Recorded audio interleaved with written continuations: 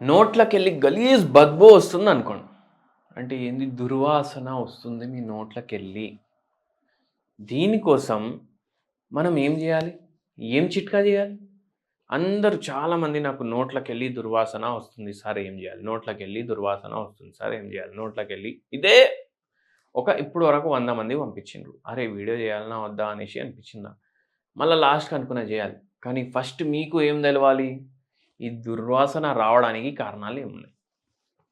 సిగరెట్లు తాగుడు ఉంటది అలవాటు. దానికి వస్తది దుర్వాసన. దాని తర్వాత కొందరు బ్రష్ జేయరు సక్కగా. సక్కగా బ్రష్ జేయకపోతే ఏమైతది? మీరు తింటారు గదా! ఇప్పుడు మీరు జూడండి, ఏ హోటల్‌కి పోయి బిర్యానీ హోటల్‌కి పోయి జూడండి. ఇట్లా బొక్కలు ఎట్లా చబాయిస్తారు? మొత్తం ఇది ఆ టేబుల్ మీద పడేస్తారు.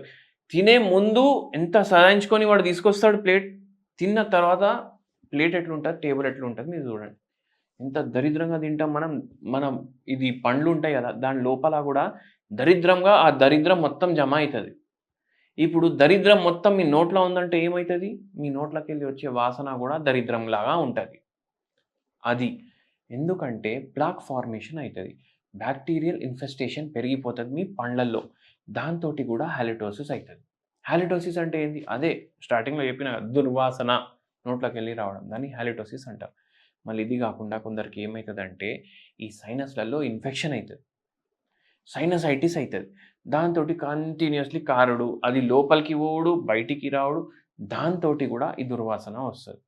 మళ్ళా తర్వాత ఏంది డైజెస్టివ్ ప్రాబ్లమ్స్, గ్యాస్ట్రైటిస్ గాని అటువంటివి ఏమైనా ఉంటే వస్తది. మళ్ళా కడుపు సాఫ్ అయితలేదు.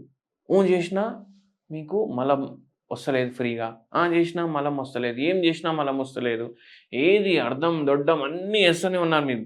బయటికి పోయి డైలీ వారం రోజుల్లో 10 సార్లు మీరు బయట తింటున్నారు. ఆ!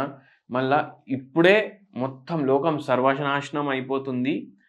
అండ్ ఇప్పుడు ఎంత తినగలుగుతాం తినేసేయాలి అన్నట్టు మీరు బయట పోయి తింటుండ్రు. అంటే ఓవర్ ఈటింగ్ చేస్తున్నారు. దానివల్ల గూడా ఇది అయితది. నిద్ర సక్కగా లేకపోతే గూడా అయితది.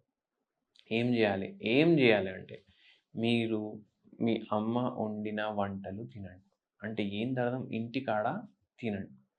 అండ్ ఎంత తినాలనిపిస్తే దానికి సగం తింటే ఏమైతదంటే హెల్త్ గూడా మంచిగుంటది. బక్కగా గూడా ఉంటారు. దుర్వాసన గూడా తగ్గించడానికి హెల్ప్ చేస్తది.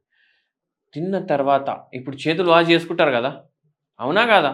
ఇప్పుడు మీరు బిర్యానీనే ఎగ్జాంపుల్ తీసుకున్నాం గదా! బిర్యానీ తిన్నాక ఇట్లా ఇట్లా తుడుచుకోరు గదా మొత్తం. అవునా కాదా? ఇట్లా ఇట్లా తుడుచుకుంటారా మీరు? తుడుచుకోరు. వాష్ జేసుకుంటారు చేతులు. ఎందుకు? క్లీన్ ఉండాలి హ్యాండ్స్ అని. అట్లనే జర పొక్కులు జేసి ఉమ్మేసేయండి నీళ్ళు. ఏమైతది? ఏమైనా పార్టికల్స్ అటకాయించిపోయినాయంటే అవి పోతాయి. మళ్ళా దాని తర్వాత కొందరికి ఒక చెడ్డ అలవాటు ఉంటది. ఏంది? ఆ టూత్ పిక్ తీసుకుంటారు. చేసుకుంటూనే ఉంటారు ఇట్లా. ఒక టైమ్ పాస్ వాళ్ళు గంట సేపు గూడా ఇట్లా టూత్ పిక్ ఏముండదక్కడ. చేసుకుంటూనే ఉంటారు. ఏమైతది? అక్కడ ఒక గాయంలాగా తయారైపోతది. అది మళ్ళా ఇన్ఫెక్ట్ అయ్యి దాంతోటి గూడా దుర్వాసన వస్తది. మళ్ళా ఇప్పుడు దీనికి పరిష్కారం ఏంది? మీరు as much as possible water intake పెంచండి. తిన్న తర్వాత ఎక్కువ నీళ్లు తీసుకోకండి. గోరువెచ్చని నీళ్లు తీసుకోండి. డైజెషన్ సెట్ అయితది. కాన్‌స్టిపేషన్ సెట్ అయితది. దుర్వాసన తగ్గుతది. మళ్ళా దాని తర్వాత లెమన్ వాటర్ తాగండి. చక్కెర ఏసుకోకండి దాంట్లో. లెమన్ వాటర్ తాగండి. మళ్ళా దాని తర్వాత ఏం చేయండి మంచిగా పడుకోండి. అండ్ వెరీ ఇంపార్టెంట్‌లీ ఏందంటే ఈ సైనసైటిస్ ఉన్నోళ్ళు హోమియోపతి మందు వాడండి. మీకు మంచిగా సెట్ అయిపోతది. ఆపరేషన్ లేకుండా కూడా సెట్ అయిపోతది. ధన్యవాదాలు.